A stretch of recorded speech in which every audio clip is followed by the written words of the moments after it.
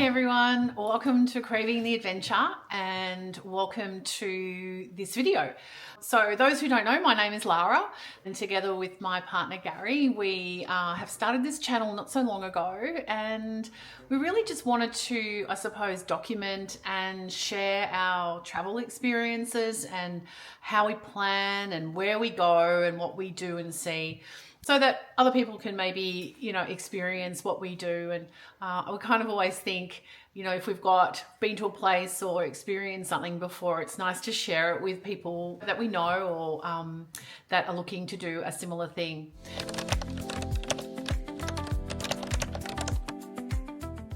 So today's video is going to be all about planning the trip.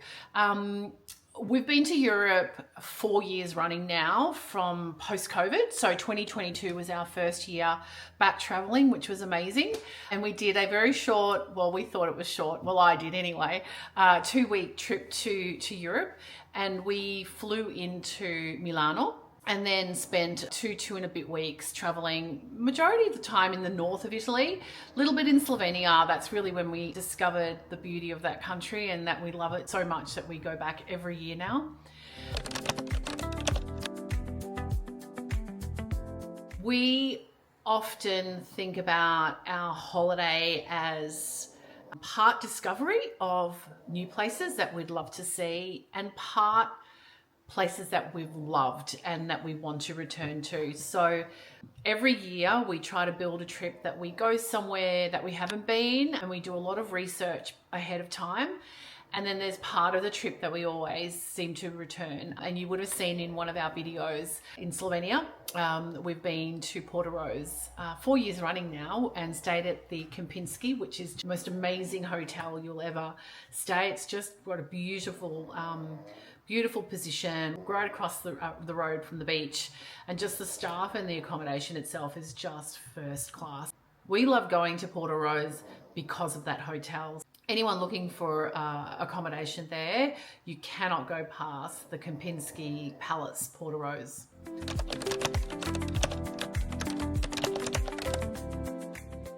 Our first number one step is we always start with the flights.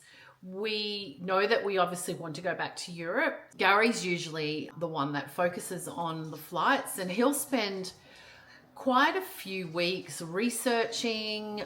And for us, the priorities are the airline. Certainly in the past have gone to Europe on Vietnam Airlines. We've traveled on Oman Airlines, Malaysian. This year we were on Qatar, and that was a real treat.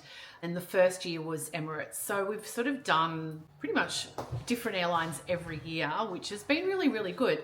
And what drives our decision is typically the destination, where we're going to fly into. And the other real important consideration for us is how long is the flight time.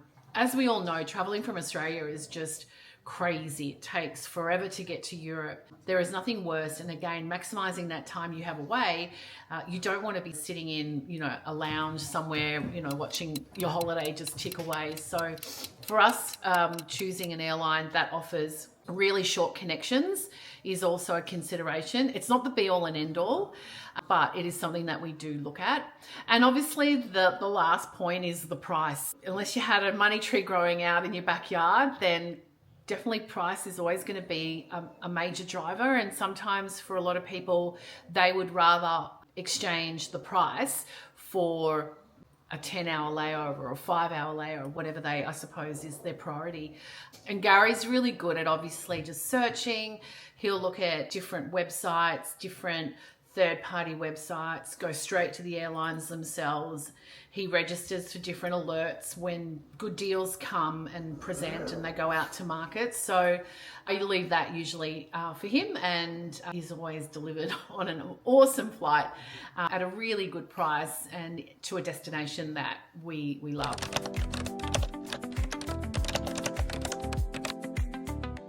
Our next consideration, or the thing that we start to discuss, is where we're going to go. As I mentioned previously, we always like to go into a place that we've loved and that we've visited in the past, but then we also love to explore new places. Those new places can sometimes evolve, and what we talk about today may not be what we talk about tomorrow or as a focus of what we want to do. So it can actually change, and we keep things relatively fluid, which is what works for us.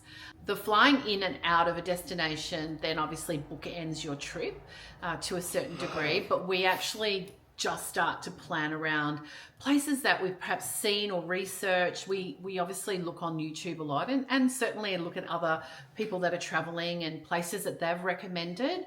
But we always try to find destinations that are not high touristy areas. You will probably won't see Gary or I travel to Cinque Terre.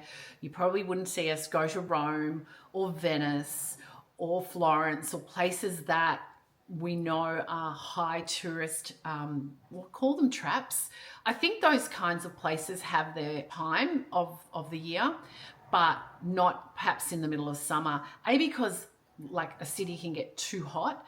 Rome is scorching hot, and you just melt there. And Cinque Terre, albeit it is absolutely gorgeous, but to spend 3, 4, 5 days in a place that is just swarming with tourists is not exactly fun for us. We will opt out of those places, particularly for the July and the August when we tend to visit Europe. So when we're choosing places to visit, like I said, it's usually somewhere that we've loved before and that we want to return. The new places, previous trips we've planned to go and see, or go and spend some time in different countries, and our plans, for whatever reason, leading up to the trip change. So that can also then, we just park it and then we go, oh, we definitely want to do it one year, and it might then become part of the itinerary for the following year. The other thing that we've always done, not always done, but the last 2 years, we've had a concert, I suppose, underpin certain locations of where we're going to go. So last year we had booked tickets to see Adele in Munich, which was absolutely incredible. She was phenomenal, and probably a video I might do at some stage, visiting Munich and experiencing Adele, who is my absolute hero, by the way. And this year we had the fortunate experience to see Andrea Bocelli in his hometown of Lagatico, and he was performing at the Teatro del Silenzio, which was just a magical experience, an open air amphitheatre in the middle of Tuscany, which was really quite special. So depending on how you build your trip, you might have certain events that will dictate where you go and when you need to be there. So that's also can be great to have that. And again, it depends on whether you book the flights and then you stumble across something that you're interested in going to see, or you pre-book a concert or a special event and then you book your flights post that. So really, they're pretty fluid and can shift from one to the other. At this stage, we don't have any concerts or any special events that we are planning for next year.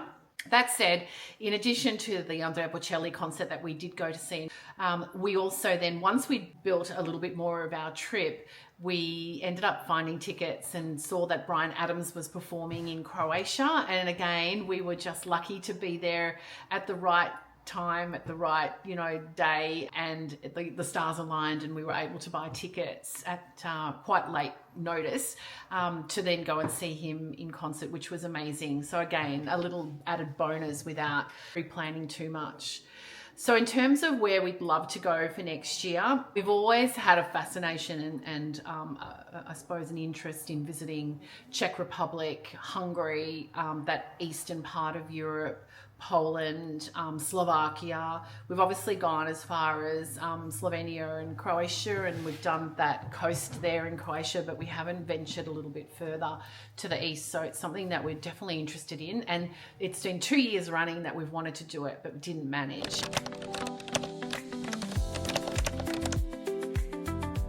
Croatia is now fully part of the EU, so car hires are fine, and there are certain companies that will have part of their fleet that they'll lease out or rent out able to travel to those places. But if you're sort of wanting, not a luxury car, but something probably a little bit more higher end, then they're probably not going to allow you to travel to those countries. And then you run the risk, if you kind of think, oh no, I'll do it all the same, and something was to happen, then I suspect you'd be in all sorts of issues. So that's always a consideration. Read the fine print, understand where you can and can't go, because that might all of a sudden change where you thought you'd like to build a trip around.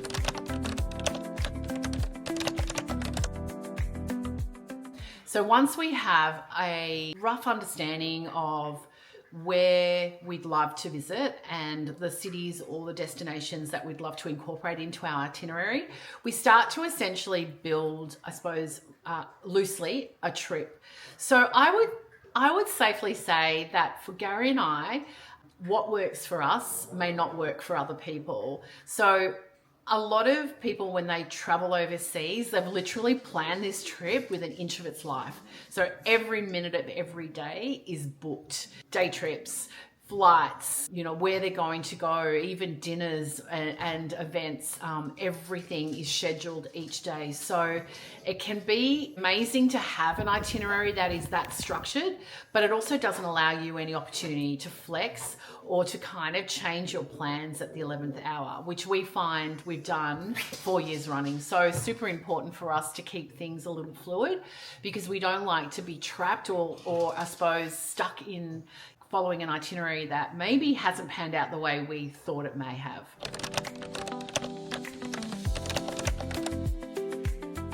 So a rule of thumb for Gary and I is that I think we would probably have 50% of our holiday or our itinerary pre-booked. And when I say 50%, that also includes flights. So flights, car hire, and we typically pre-book the first destination, or when we fly into, say, use the example of Milano, we will already have our accommodation for the first couple of nights booked, just so that when we land and we then pick up the hire car, we know where we're going, and we know at least that's our opportunity to decompress. We've just been flat out at work, we've started annual leave, we get to our destination, and it's kind of like, let's just chill for a couple of days and just enjoy, I suppose, the opportunity to kind of just relax. So really get into that holiday mode, and having something pre-booked is always, for us, works really, really well. I would then say, if we've built a trip, and let's use the example of Slovakia, Hungary, Czech Republic for next year's trip, we would then start to, I suppose, map out not exactly the route we would take, but perhaps cherry pick certain cities or towns or destinations, anything of key interest to us that we would want to then visit. Then what we do is we typically exhaust the research on YouTube and find out as much as we can about these places. We end up down rabbit holes a lot of the times, but that's when we find gems and the amazing places that we didn't even know existed. And so the more research that you can do, that is the best advice. Research it and really understand where you're going, because you'll get the most out of your trip and the most out of that destination. Okay, so just to recap, it's the flights first, it's researching, it's understanding where you're flying in and out of. I suppose then building a loose itinerary around where you'd like to go. Maybe that's underpinned by a special event. And I'd encourage you to have a look at different, festivals or events that are taking place whilst you're in Europe or anywhere that you travel, because it's actually an amazing experience to be a part of something like that. Going to see, an incredible concert like Adele last year in Munich was once in a lifetime.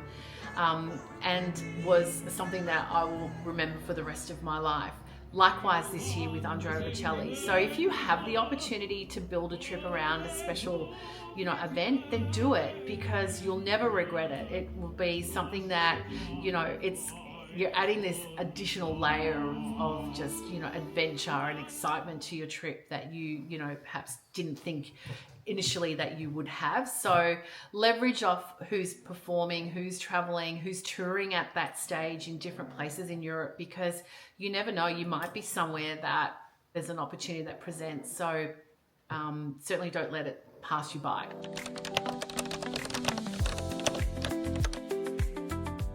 The other thing I wanted to mention, obviously, with itineraries, it's really important to document them, and everyone has their different system. We have used two apps in the past. One is called TripIt, which I found really, really good, and likewise Gary did. And this one here, we're able to share the itinerary, so you can share it with your co-travelers. So basically, if there's you and your partner or an extended group of people traveling with you, then you can all tap into the same app, and all of your itinerary is then documented here for everyone to reference or add to.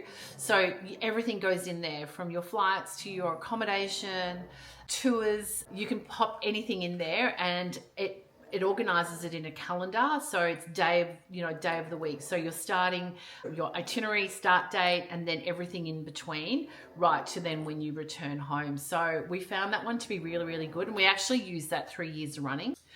This year, Gary found a new one, and let me just bring it up. It is called Wonderlog. So some of you perhaps may have heard about it. It is, I suppose, TripIt, but with an added layer. So what it actually does is not only documents or I suppose files your itinerary and what you're doing, your flights, your accommodation, car hire, all of that, but it also allows you to build an itinerary at the same time. So you can research different things in different places, and then you can favorite them and have them sitting there so that you can reference them at any time. So not only is it a platform or an app to log or to document your itinerary, but it's almost like this working document that allows you to research and flag different places of interest.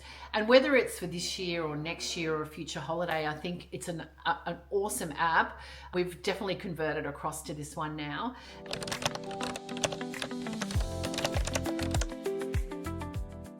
So the next point is accommodation. Coming from a hotel background, I've spent pretty much 25 years, almost 30 years working in hotels. When we travel, we always like to stay at some really lovely places, and it's kind of like our treat. But again, everyone will choose accommodation depending on your budget, where you're going, and I suppose your likes and your dislikes. So that's a very personal thing. But we have some years gone from very basic Airbnb style accommodation right through to the Kempinski at Portoroz. So you have to be flexible depending on where you're going. So, there may not be a 5-star hotel if that's what you're used to in certain locations where you're going to experience these amazing, scenery and activities that you'll be able to build these memories if you're only wanting to stay at a certain brand hotel or a certain star rating. So keep that in mind as well. It can limit where you end up going, which is a shame to then lose those opportunities. So accommodation, Airbnb, obviously, we will use that a lot. We do tend to use the third-party websites, whether it's Expedia or Booking.com, but I'm coming from hotels again. I'm very much about supporting the hoteliers themselves, and I know that whilst those platforms are awesome to do your research, try to book direct with a hotel. It gives them the opportunity to really build that relationship with you. And it's really important to also mention that I was going to book, say, through a third party, but opted not to. Hotels have to always pay, and it depends on what kind of hotel. If it's a nice independent little family-run establishment, then every booking that comes through a third party, they pay that third party a massive commission. So that's better off in their pockets, and they probably appreciate it more so than a big brand hotel that has obviously that buying power. But we tend to use those platforms for all the research, because yes, 100%, you plug in a destination and all the hotels appear for you to scroll through, understand price points, understand their facilities, where they're located, proximity to public transport or special, I suppose places that you want to visit. So I find using the Expedia or booking.com awesome to do the research. Then I will always do a comparison. So accommodation, definitely use the third parties, but do your comparisons as well. Airbnb, obviously the ratings are important. Read the reviews, find out what previous people who have stayed there have said.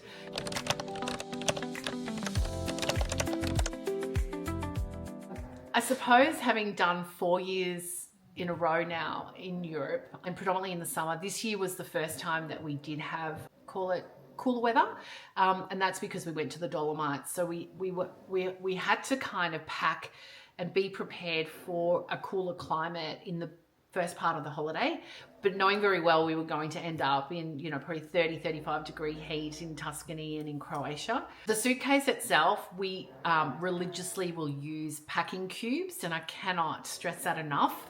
They are a game changer for sure, and will keep your entire suitcase tidy and organized, because there is nothing worse than starting out packing your suitcase and then by the end of it, it looks like a bomb's gone off. So use the packing cubes. They are genius and will keep everything organized and also crease free. Like if you pack things in those cubes and haven't had them throw it out everywhere, they'll stay nice and pressed, which is nice. You pull it out and you can put it on. You don't feel like you're wearing a Hessian bag or a rag, so to speak. So packing cubes are super, super important. Pack with your cubes, cull a couple of times, really be brutal with what you're taking, and just remember it's the weight. And if you are, depending on how you are moving around Europe, if it's in a car or whether it's on and off trains, you got to lug this suitcase everywhere. So try to keep it at a decent weight that's manageable, because there's nothing worse than having all of this weight lugging around, because it'll just do your head in. Be a little bit brutal and just remember, am I really going to need that? You'll make do with what you have. Always panned out that way. To recap, starting with your flights, looking at your car hire and the consideration around where to pick it up from, where you can and can't go. Definitely accommodations, that planning piece, mapping out an itinerary and understanding where you want to go, but keeping part of it somewhat fluid. If you are comfortable doing that, it's not for everyone. And then obviously that final piece is packing. That's the fun part really, because then it's time to leave soon, which is super exciting. I hope that's been helpful. If there's some tips to share and anyone has a comment or wants to ask us a question as to how we plan or that we can share on any of our videos that we've posted so far, just drop us a comment and let us know what you're after, and hopefully we can help. When you're passionate about something and seeing the world and being able to share experiences, then that's what it's all about, because after all, we're here to make these memories, not keep dreaming. Look forward to seeing you all on the next video, working through a couple of options. So stay tuned and look forward to seeing you all again. Thanks for watching. See ya. Ciao, stasera son qui, mi va di cantare perché sei con me. Ciao, stasera con te